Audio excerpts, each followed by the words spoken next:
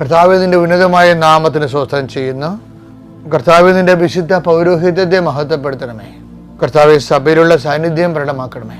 39 വർഷം ഞാൻ അർപ്പിച്ച കുർബാനയുടെ യോഗ്യതയാൽ കൃപാസ്ഥാനത്താറെ ജീവനോടെ പ്രത്യക്ഷപ്പെട്ട പരിശുദ്ധമ്മയുടെ മാധ്യസ്ഥത്തിലെ ഇന്നത്തെ യാത്രയിലെ നിങ്ങളുടെ വലത്തും ഇടത്തും, വീട്ടിലും വഴിയിലും, ജലത്തിലും കരയിലും മുകളിലും ഹൃദയത്തിലും കർത്താവിൻ്റെ സാന്നിധ്യവും സഹവാസവും സംരക്ഷണം ഉണ്ടാവട്ടെ. നിങ്ങളുടെ യാത്ര, ജോലി, താമസം, ഭക്ഷണം, ആരോഗ്യം, എല്ലാ മേഖലകളിലും കർത്താവിൻ്റെ ശക്തി നിറഞ്ഞു നിൽക്കട്ടെ എന്ന് പ്രാർത്ഥിക്കുന്നു. നിങ്ങൾ ഇടപെടുന്ന വ്യക്തികളിൽ കർത്താവിൻ്റെ ശക്തി നിറയട്ടെ.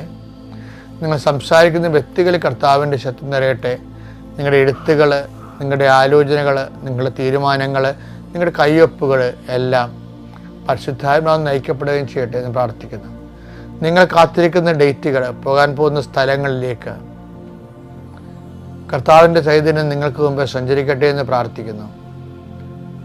കർത്താവെ, തടസ്സമുള്ള സ്ഥലങ്ങൾ, മറ്റുള്ള വ്യക്തികൾ മനഃപൂർവ്വം നമ്മൾക്കത് കിട്ടരുത്, ലഭിക്കരുത് എന്നുള്ള ഉദ്ദേശത്തോടു കൂടി എതിർ പ്രവർത്തനങ്ങൾ നടത്തുന്നവർ, അവരെ നീ ശാന്തരാക്കണമേ, സമരസപ്പെടുത്തണമെന്ന് പ്രാർത്ഥിക്കുന്നു.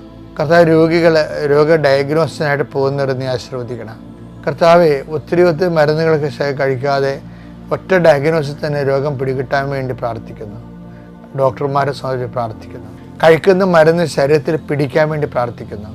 വസ്തു വിൽക്കാനുള്ളവർ, വസ്തു വാങ്ങാനുള്ളവർ, വീട് വെക്കാനുള്ളവർ, അപേക്ഷ കൊടുക്കാനുള്ളവർ, സർട്ടിഫിക്കറ്റ് പ്രതീക്ഷിക്കുന്നവർ, റിസൾട്ട് പ്രതീക്ഷിക്കുന്നവർ, റീവാലുവേഷന് കൊടുത്തവർ, രേഖകൾ നഷ്ടപ്പെട്ടവർ, വസ്തുക്കൾ അന്യൻ്റെ കയ്യിലാകപ്പെട്ടവർ, പണം അന്യൻ്റെ കയ്യിലാകപ്പെട്ടവർ, അത് തിരിച്ചു കിട്ടാൻ വേണ്ടി ആഗ്രഹിച്ച് പ്രാർത്ഥിക്കുന്നവർക്കെല്ലാം കർത്താവ് അടയാളം നൽകട്ടെ. നിൻ്റെ കഴിവല്ല, ദൈവത്തിൻ്റെ കൃപ നിന്നെ പ്രവർത്തിക്കട്ടെ.